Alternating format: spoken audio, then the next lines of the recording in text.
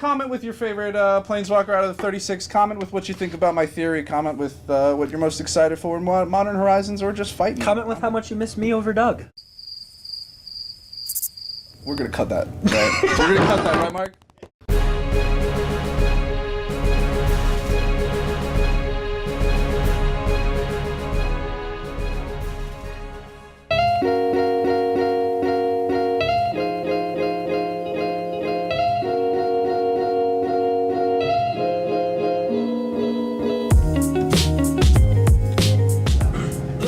So, I guess we always start this out the same way. Right? One, good old clap. It's been a while. 2, God. 3. Woo! We got it. Hey, heroes, it is Doug and Josh back at it again with the Battle of Wits. It's been a while. Yeah, it's been a long while. I missed you. I did not miss you. We spend every day together. It's not like this is the only time that I see him. We see each other all day, every day, even for holidays. But anyway, War of the Spark.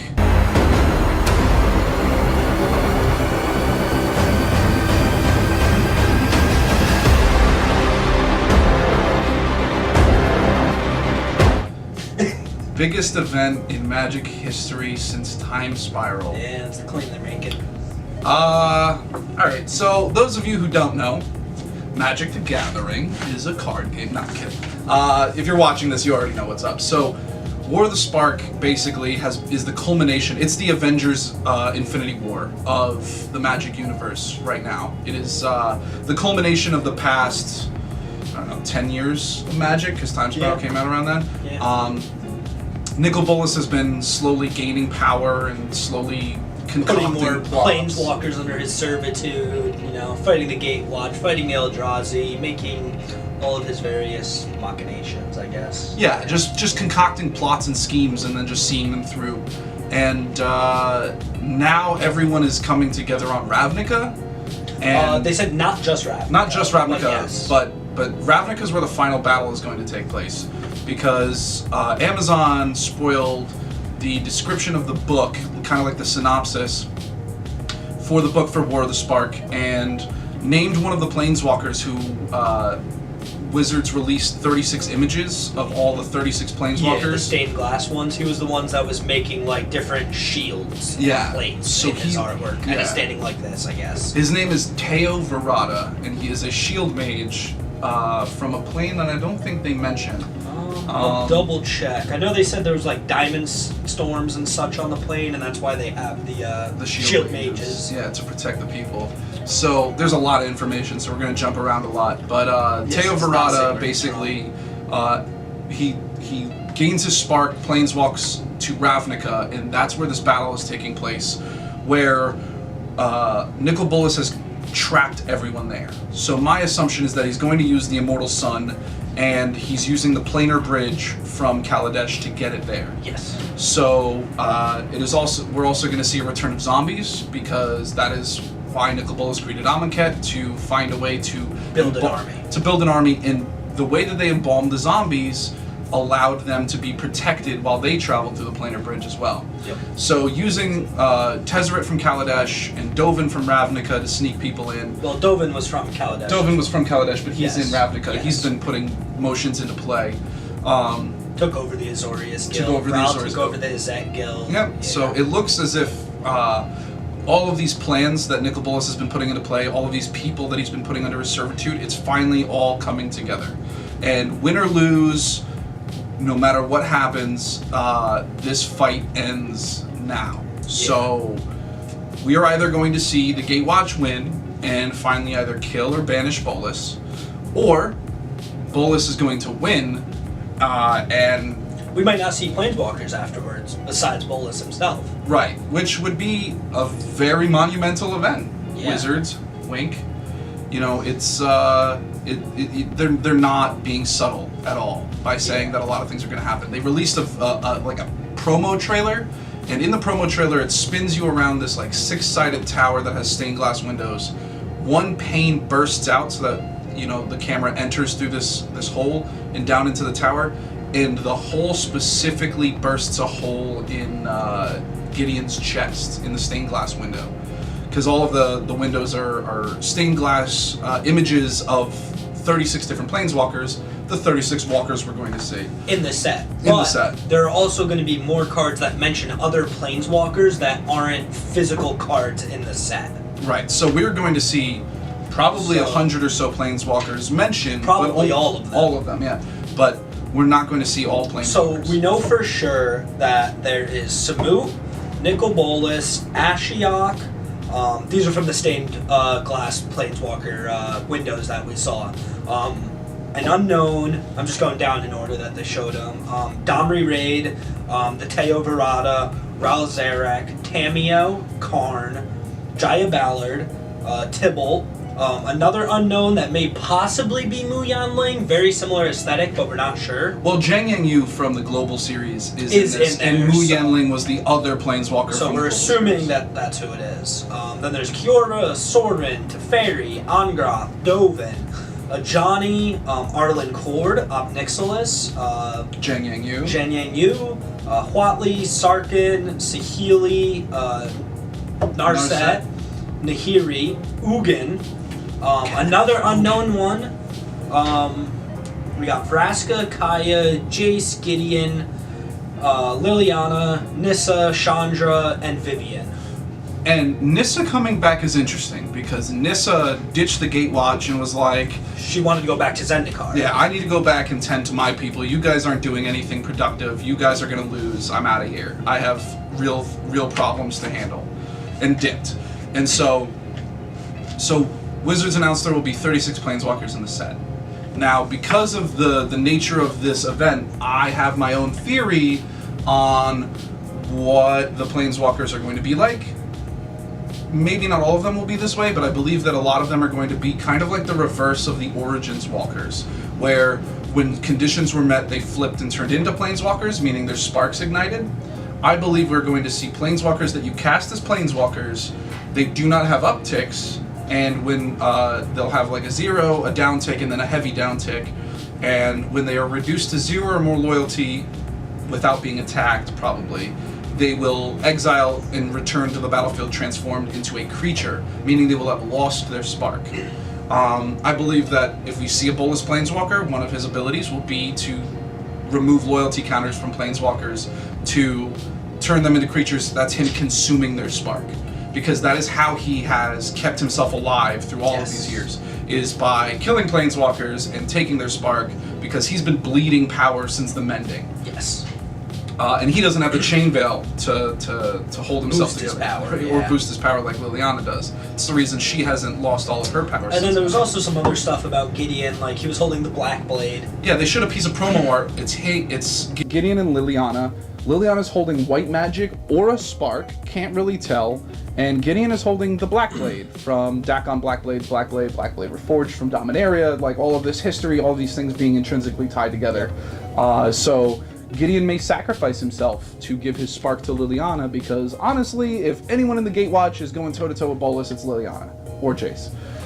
Probably Liliana. Well, Liliana would be the one out of the Gatewatch. I think there's a few others outside of the Gatewatch that were pre-mending walkers like Liliana that could, so like Liliana, Ugin, and stuff. It's going to take all of them those together. Those might be the only ones, but yeah. Yeah. Liliana, Ugin. Oh, Sorin. How could I forget Sorin? Yeah. Right. And Nahiri. Yeah. Well, Nahiri, yeah.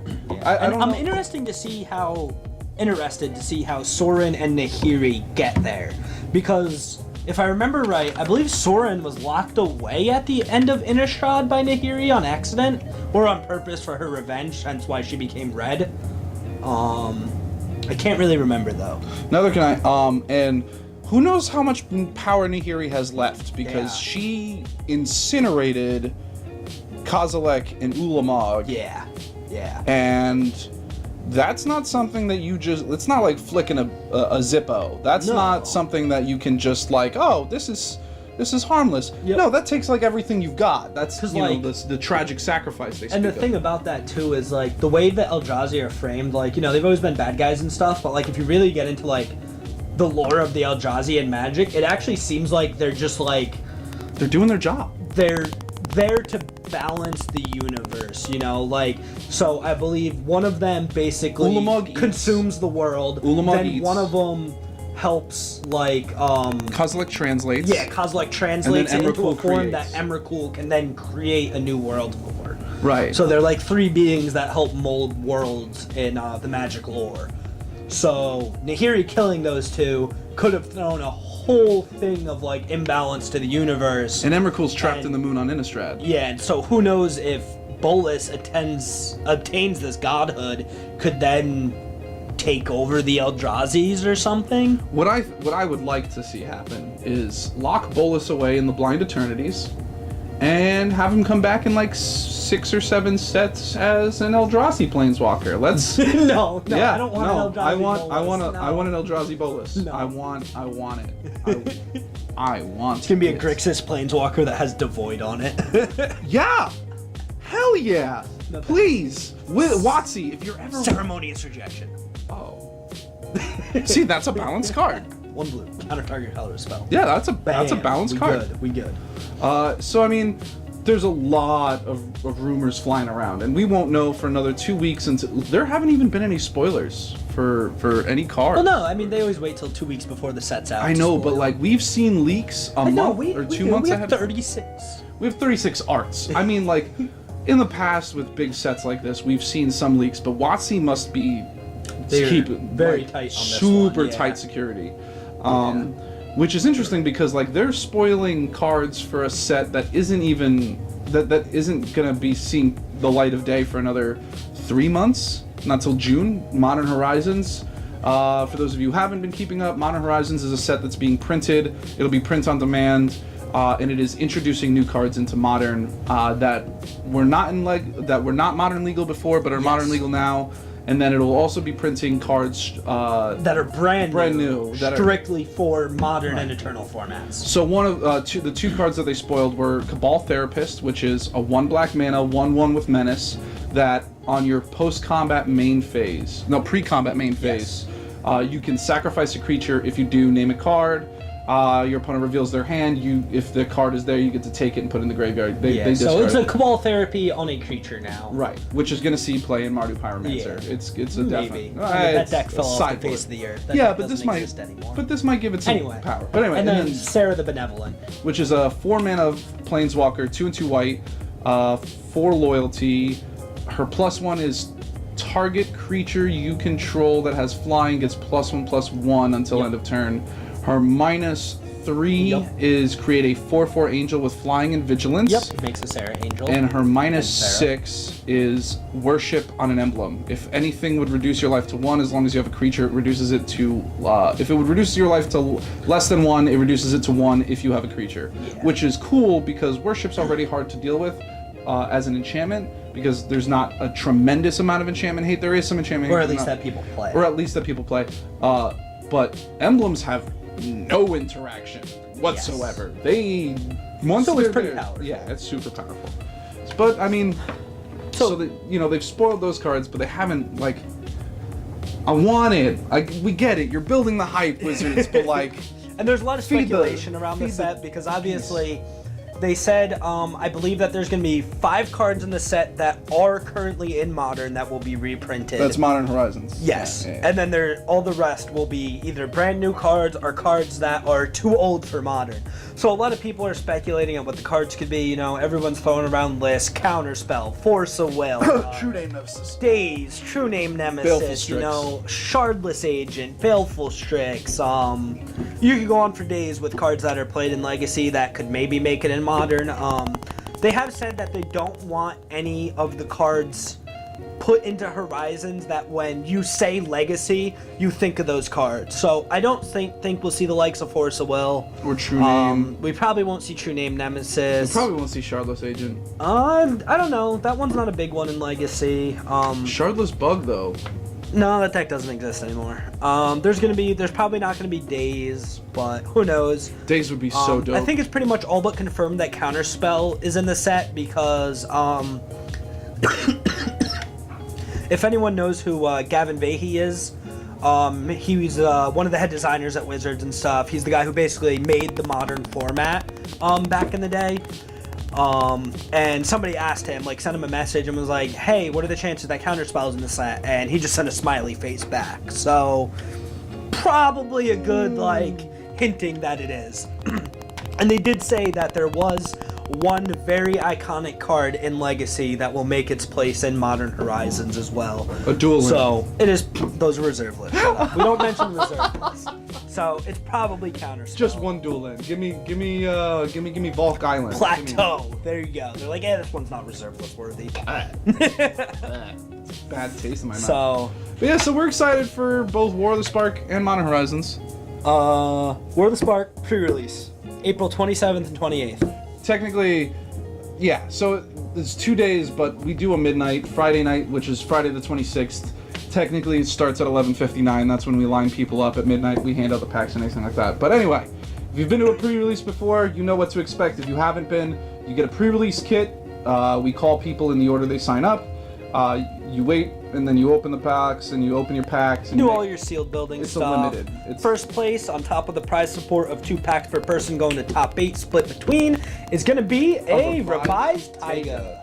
Taiga. And then we will also be giving away, after the first round, to a random participant, a Teferi, Hero of Dominaria. Boom. Giving away $300 because we feel like it. Oh, and then Modern Horizons. We will be doing a pre-release on that as well. We have no details. We have no details on like entry and stuff yet because of Wizards getting rid of the MSRP. So we have to wait until we hear what our price will be from the distributors. But it will be a draft for the pre-release instead of a sealed format. And I think this is the first time they've done a draft pre-release since original Innistrad. So come out and have some fun. That will be on June 8th, I think. Around then? June 8th or 9th. We'll come back to you with details. Definitely. Check the Facebook. Check our newly recovered Instagram. And Twitter. At Haven for Heroes. No spaces, no underscores, no nonsense. Just Haven, FOR, Heroes. We have social media again, folks. And Discord, if anyone's interested. Just message the page if you want to get on our Discord page. We have tons of channels for all sorts of things that we do here. Smash players, D&D, Magic, memes. That one's not whatever safe you want for to work, talk about, so. you know? Competitive EDH, competitive 60 card formats, competitive 40 card formats, non-competitive, casual. yeah. We got everything. But yeah, I think that's I think we finally ran out of things to say. Sure. So I mean, it's just us rambling for 20 minutes all the time anyway, so it's fine. Thanks for hanging in with us for however many episodes we're up to now. We love you. And 3436 Front Street, Port Jervis, New York, 12771, Haven for Heroes. Come out, comment with your favorite Planeswalker out of the 36. Comment with what you think about my theory. Comment with what you're most excited for in Modern Horizons, or just fight me. Comment with how much you miss me over Doug.